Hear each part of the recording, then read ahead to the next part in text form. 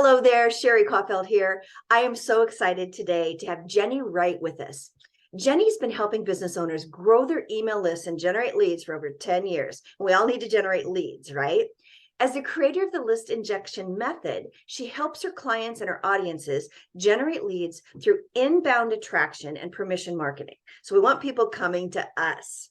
Having built over 375 lists, Jennie understands the essential steps to creating an event that attracts buyers and builds trust and engagement with your audience. Her mission is to help business owners create intelligent and authentic marketing, lead generation, business growth strategies that drive bottom line results. Welcome, Jennie.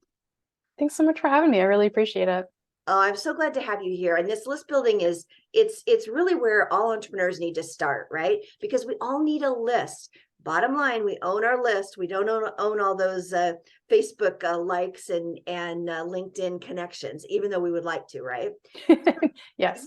Yeah. So Jennie, to tell me, to get started, what do you feel like is the first essential step to creating a summit? And you're going to talk today about how you can use a summit to build your list, right? Yeah, absolutely. And just as a precursor, if people don't know what a summit is, it's a virtual online event where we're leveraging the email lists of other speakers / experts in the same or adjacent niche to yours. So it's an online event where you pre-record a bunch of interviews, or you can do live, however you wish, interviews with experts. You have a launch date. It usually runs about 2 to 3 days virtually online. It's usually free to register. And the whole point is to leverage those people's lists to grow your own, create authority in your space, sell some VIP packages, which we offer on these events, as well as basically just get a lot of really good quality niched in leads. So that's what a summit is. Great. So, go ahead. Yeah, I was gonna say there's so many of good ones out there. There are. Well, I've produced about 350 of them. So I don't know anybody else who's produced as many as me, which I will happily take that moniker as my own. But the first steps in doing this is really deciding on the goal of the summit. And a lot of people make the mistake of thinking the goal of the summit is to just get everybody and anybody into their email list and cast a wide net. And that doesn't work anymore. Actually, funny enough, it worked 10 years ago when I first started doing these things. We could put up an ugly landing page with an ugly bunch of colors and really bad copy, and we'd easily get 5,000 people to register because it was a free-for-all. It was the Wild West. And it's not like that anymore. We have a really refined base now. For the most part, in our digital marketing space, people are a lot more educated in terms of what we're talking about and what's out there, and they're not willing to just sign up for anything. Because they are inundated with hundreds of emails a day, they're very particular about who they're going to register for and what they're going to participate in. So the first thing is we start from the end of what it is that we want to offer, and we work our way backwards so that the summit feels like a natural extension of the program, product, service, whatever it is that you want to offer off the back end. And so we have that natural evolution of register for this free thing that gives you a taste. Mm-hmm. We develop the relationship, and then we have an opportunity to sell them into the program, product, or service at the end. Yeah, that's awesome. I've been fortunate to participate with a ton of summits and gift giveaways, and I think that you're absolutely right on that. It's the quality of the leads that matters, because who wants to invite a bunch of freebie seekers to their list and then they just unsubscribe anyway? So so I think that's really key. I'm wondering, in terms of summits as a strategy, how do they help to reduce the sales cycle or get more engagement with our audience? I mean, what are the biggest benefits of summits to you as a host, right? We're talking about more hosting now. Absolutely. Well, it reduces the sales cycle in a particular way. And this is why I created the list injection method. The old way of doing summits was 30 experts over 30 days. Can you imagine? A summit used to last a month. Wow. Nobody does that anymore. No. Nobody's going to attend it. But it was 30 experts over 30 days, and it was this long-winded thing. And then there was the 6 weeks between when the summit ended and when you would start your sales cycle, because then you had to establish a connection with the audience, and you had to build that know, like, and trust that everybody talks about prior to making a sale. By shortening that up, by creating a ton of engagement, and a bunch of what we call authority conversion from the experts over to you. We shorten that sales cycle to actually even being 4 to 5 days. So we do that with creating, like having the host be the keynote speaker, having the host create really authentic and genuine relationships, not only with the speakers, but the registrants, using things like a registrant only Facebook group where they go live and connect, by doing things like live panels during the summit, as well as just generally really creating a ton of engagement. Summits used to be incredibly hands-off. We used to see that landing pages didn't even have opt-in videos. We'd see that landing pages didn't have any information about the host. There was no bio, there was nothing. And now our landing pages for summits, the ones that I produce, have are almost like long form. So they have an opt-in video and get to know you section, and this is for you if, and this is for you, this isn't for you if, and those kinds of things. A lot of qualifying statements. So what happens is that we're not casting this wide net and getting 5,000 potential leads. We're making it a lot more narrow. We're getting between 1,000, maybe 2,000, 2,500. Now, if you want to spend money on ads, we can bump those numbers up. But just generally speaking, you're getting a much more niched in group of people, and you're closing that gap between when they get to know you and when you're able to make the sale by creating that genuine and authentic connection. Yeah. And I have to imagine that as a host, part of making that work is the quality of the speakers that you choose, making sure that they really do have that complementary audience.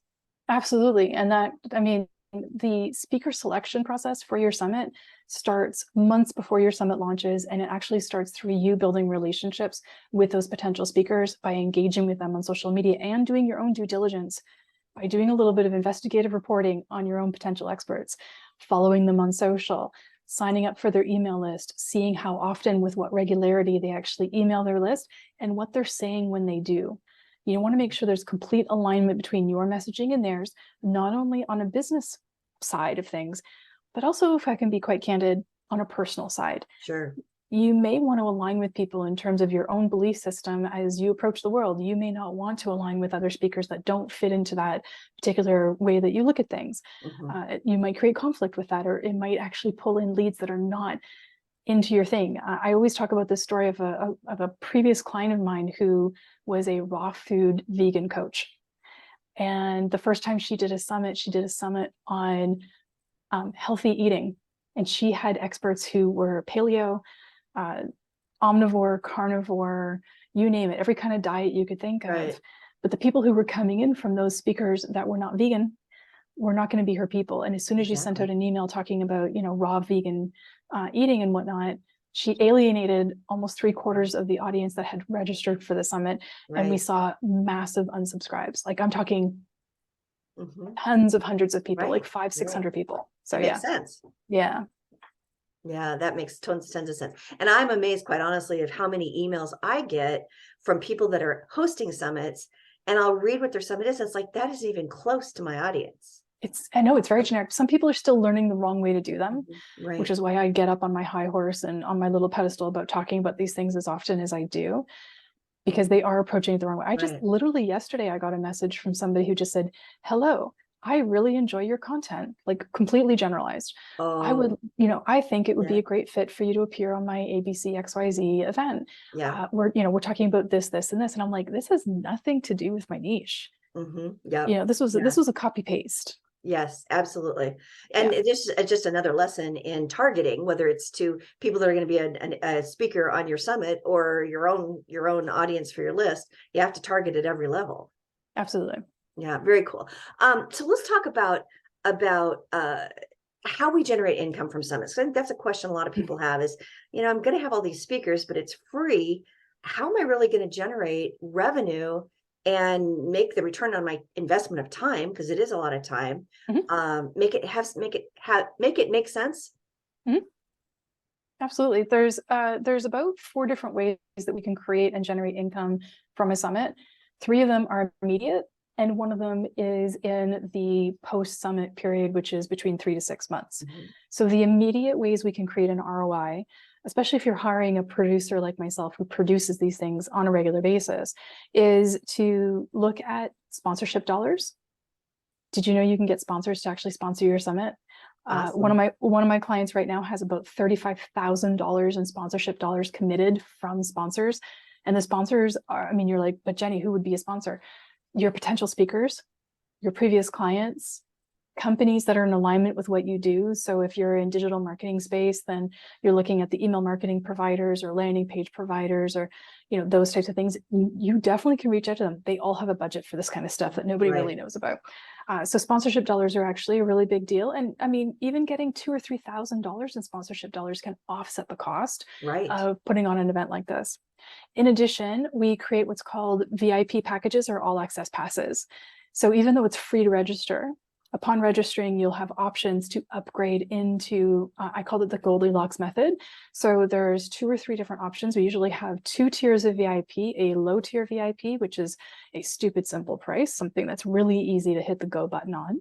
And that's usually the recordings of the summit and a couple other goodies. We have a higher level VIP, which is a little bit more expensive. Sometimes that can, you know, be double the price of the lower or even triple the price of the lower VIP. And then the third thing is to have what we call a bump offer. So have you ever seen this when you go to purchase something, they're like, oh, we have this perfect little thing that accompanies these products. Would you like to get this at a really simple price? That's a bump. And by adding in a bump offer to our VIP packages, we can create a larger per buyer basket, basically, and increase the amount that people are willing to purchase, as long as the products that are in the bump, whatever that is, you can make a bundle, match, fit, cohesively exist with everything that's in the VIP. The main thing is that nothing can look out of place and feel like it is a non-entity within the VIP packages themselves. Now, does the bump offer, is that something that the host of the summit is offering? Yes. Selling? Yes. So the VIP packages are mostly, so the lower end VIP package is usually something completely from the host. The second tier package, which is more expensive, usually includes everything from the first tier of the VIP, plus we usually bundle together a whole bunch of stuff from the experts that are willing to provide it. And by the way, the experts are making they can make affiliate dollars. You can set up an affiliate, give 40% commission to your experts, which is a really big encouragement for them to sell and help you push these things. So we can bundle in some really great gifts that the experts would like to give. These are things that if I normally found it on their website would cost me money, but because I'm buying this bundle, it's free, it's included in that bundle. And so this isn't a raffle, like a lot of summits will do raffles where everybody that signs into your gift, you raffle something. This is the participants offering something at higher value in a bundle. The speakers, yes. Or speakers, sorry. Yes, something like their signature course or something along those lines. And then usually the bump offer is completely something that the host has put together, such as a workbook, a course, a masterclass, something along those lines. And then the thing that comes after the summit, so those are your 3 things, right? So VIP 1, VIP 2, and a bump. That's 3 ways of ROI plus the sponsorships. Post-summit, we're selling our programs, products, and services. And if we do it right, we're actually seeding and talking about those programs, products, and services during the summit itself. Okay, as an example, if you have a membership, you could give 30 days of free membership within one of your VIP packages, which allows people to get a taste of the product that you're selling for 30 days. Right? Which would then help you make more sales later on because they'll be automatically enrolled, et cetera, et cetera. You have selling opportunities on the summit. You could do a masterclass within 7 to 10 days of post summit to sell your big high-end masterclass or whatever it is. It's in the planning and in the thought. If you put all this time, thought, energy into the planning stage of a summit, you will run something that not only looks professional, comes off as incredibly well organized, will create the best amount of ROI and help you sell for months into the future. Yeah. That's actually another pet peeve I'll just mention of mine in terms of getting invited to be on summits is the people that send you an invitation to be a part of it and it starts in 2 weeks. And I've got my promotion calendar out much farther than that, at least 2 months. And B, I don't have time to get ready for it. How can I possibly really do my best to help promote it in that short of a lead time? Yeah, there's a lot of laziness in summits from a lot of hosts, and they reap the results of that laziness. And I don't mean laziness in a negative way. I mean it as in a, we're just kind of doing things without thinking about the long tail thing, like the long tail planning of things, or the expectations of what we want to receive off the back end. Yeah. The And I summits think, that like I'm you said, it's not laziness. It's you don't know what you don't know. And we see for these some people. summits from the outside, and it looks easy. So it's like, okay, well, I'll Yes. just do a summit. And so we kind of, and I mean that in the Mhm. collective, that, you know, there's a lot of people that will just kind of do it on their own. Mhm. And then that the benefit of using someone like yourself that's done 375 of these is to make it work for you. And that's, of course, that the bottom line, you're going to spend that time, get the Mhm. results out of it. Absolutely. I'm one of those people that when I approach these things, I want to milk it for every opportunity that I can in an authentic, genuine way. Yeah. Right. So I'm looking at all the different possibilities of how we can get the right people for the right thing, you know, for the right product, for the right price, for all the different things, all those different, you know, right opportunities, so that at the end we have a very niched in list that is literally wanting the one thing that we have to offer. Right. Very cool. So we talked about the first step to getting started and making sure that we're going after the right audience and that we're doing it far enough in advance, and a lot of those lovely tips that you gave us. We talked about how it can help us reduce the sales cycle and create engagement, and how to make money from it, which is really important. But I think the one thing we haven't talked about is how to promote it. So we got to get people to the summit. What are some tips that you have for increasing attendance and engagement? It starts way before the summit. There So you go. Okay, here we go again. one of the biggest tips that I have is that before the summit launches, let's just say it launches on September the 1st, and you have a 3-week promotional period that starts in August, the second, you know, the first or second week of August. What you're doing between now and then matters. We call, you know, that the runway. So the runway is, what are you doing to engage your social media? How are you growing your own list before you even have your summit, even though you are relying on your summit to grow it? The worst thing that people can do is say, oh, I'm running a summit in September. I don't have to do anything between now and then to grow my own engagement. So the biggest thing that you can do to have a better attendance is to write thoughtful posts on social media that get people to get to know you. I call them lifestyle posts, right? Everybody does that. The back end posts where you're actually showing people the planning process of doing the summit is a huge excitement builder, right? Showing the lights that you have set up so that you can do your recording, taking a selfie and then posting saying, I just recorded, you know, with Sherri, and Sherri and I talked about ABC and XYZ, how awesome it is, tag Sherri, right? So then, you know, Sherri hopefully will share that with our audience. It's not leading to a landing page, but it's creating excitement. Right. And then when it comes to actually promoting the summit during that 3 or 4 week promotional period, it is, for lack of a better word, all stops out, you know, excuse my language, balls to the wall, whatever phrasing you want to use to go all out, you have to go all out. If you go, I don't feel like doing a live today. I know I should be promoting, but I just don't feel it. You shouldn't have been doing a summit in the first place.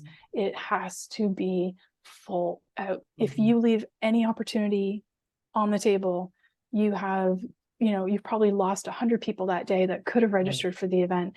It is all about creating that consistency and using the time that you have available. And in addition, if you make better relationships with your experts, with the tips that I was giving earlier, then your experts will be more vested in promoting your summit. One of the biggest issues we have with hosting these summits is that people will gather 20, 30, 40, 50 experts, and then only half of them promote, and also not really well. So if you create the relationships and build the connection between you and the expert, you'll get a better result. If you provide graphics and copy and show everybody how to use them, you'll get a better result. If you lead by example, you'll get a better result. So all of these things lead to having a better promotional opportunity. Yeah, absolutely. Love this. Well, you have given so much valuable information today. Let's kind of sum it up. If you were going to tell me what the 3 keys are to hosting an event without going crazy or burning out, which all of us want, what are the top 3 things that come to your mind? Planning would be the first thing. Yeah. Really thinking about what it is that you want to sell off the back end and creating that alignment. So it's an easy arc from the summit to the end, because if it's not, you're going to have that burnout of like trying to figure it all out and not overcomplicating it. Summits don't have to be complicated. They actually are incredibly linear. They go from one thing to the next to the next. And if you overcomplicate it with too many bells and whistles in certain areas, you're going to create that burnout. But the biggest opportunity for burnout is not giving yourself enough time to plan. If you think that you can put this on in 90 days, you might be able to, but nothing else in your life is going to be able to exist. So don't do it. Yeah. Very cool. Love it. Okay, so I know you have a free gift to give our listeners. Tell us about I that. do. I do. So I actually have several things at work in terms of helping people to get summits going if they're interested in doing that. And my thing is actually called Summits Made Simple. And I'm talking about my speaker attraction bundle, because the first thing that we need to figure out when we're launching a summit is how can we attract the speakers that we want? It's the biggest question I get. So I wanted to solve it right away. This is actually a paid product that I'm giving away for free. There's a value to it. So it's the speaker attraction bundle. And if you register for it, you'll get excuse me, a bunch of the templates that I use to attract and find my ideal speakers, as well as a tracker and a couple other goodies in there that are going to help you actually get the speakers that you want for your summit. Wow, that sounds awesome. So if you're listening, you'll find the link to Jennie's free gift in the notes below the video. Go and get it, because if you're even thinking about doing a summit, getting the right speakers, just I know because I've been on so many summits, getting the right speakers is absolutely critical to your success.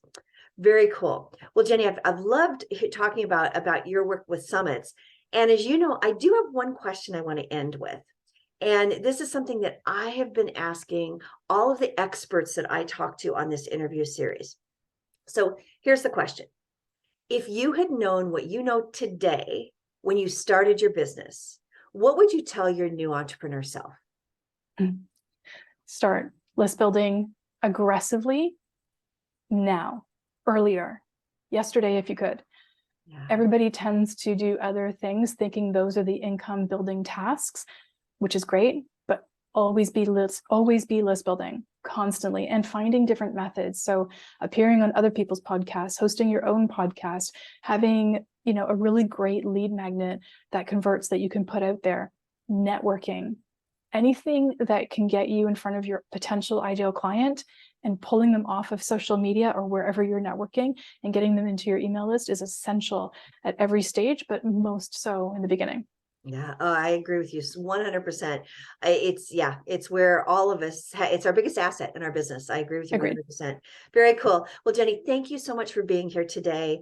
If you're listening, make sure that you go to the bottom below the video, grab that link and get Jennie's free gift. And think about having your own summit. I'm kind of thinking about doing one myself. So we may be talking, Jennie. Sounds good. Thanks so much, Sherri. I really appreciate You're it. welcome. Bye, everybody.